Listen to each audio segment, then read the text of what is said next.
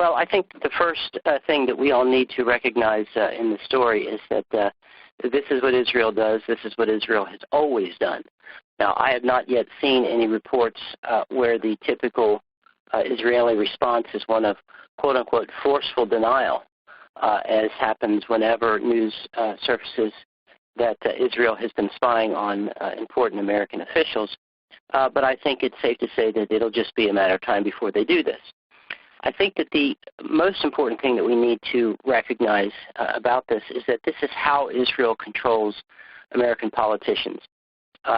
In the discussion as to the mechanisms by which Israel maneuvers American foreign policy in directions that are favorable to her, everyone talks about, the Israeli lobby, and they talk about the amount of money, and they talk about, media coverage and things like that. But I think more importantly and more devastating to an independent foreign policy is the fact that Israel spies on our elected officials and uses that information against them, particularly information that is embarrassing or possibly even incriminating.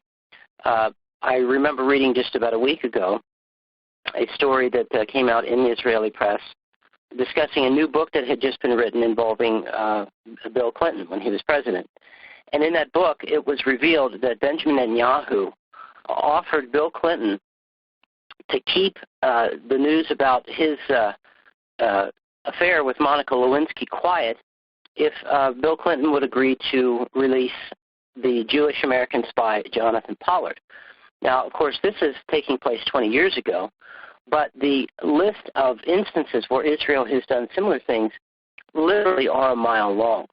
Americans who believe that they live in a free country and they're not being pushed around by outside forces are simply living in a dream world.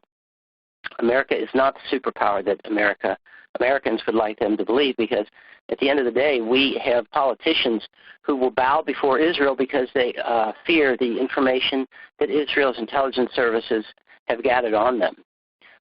This is a particularly dangerous situation because during the Cold War, when America was nose-to-nose with the Russians, the American people understood that this was a war of sorts and that information, garnered by Russian intelligence services could be used against American officials. The problem with Israel is that the Americans believe Israel is our ally.